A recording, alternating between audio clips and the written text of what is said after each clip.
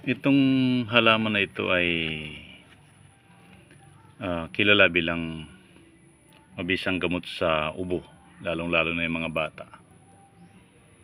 Ito yung halaman na oregano, na kadalasan ay ginagamit nating alternatibong gamot sa ating mga anak, at pati sa ating mga adult ay mabisa rin ito na gamot.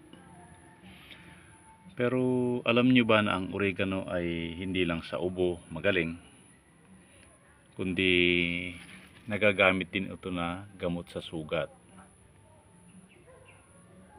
Ayan o.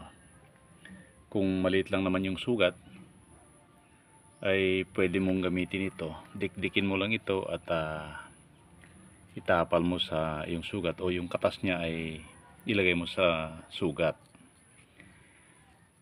Ayan.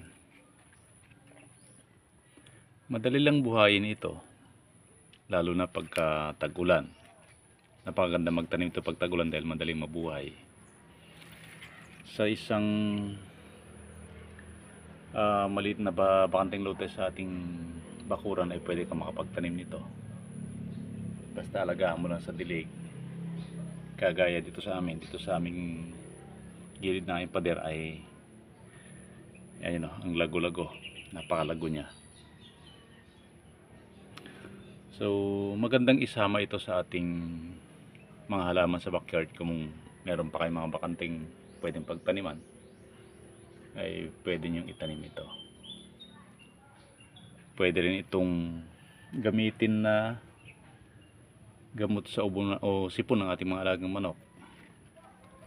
Yan, pigain mo lang ito at ihalo sa inumin ng ating mga alagang manok. So maraming gamit ito, kaya kapaki-pakinabang na halaman. So kung wala pa kayong tanim, pwede kayong magtanim nito. Kung meron pa kayong mga bakanting space, kahit sa paso nyo lang itanim ito, ay madaling buhayin. Ayan o.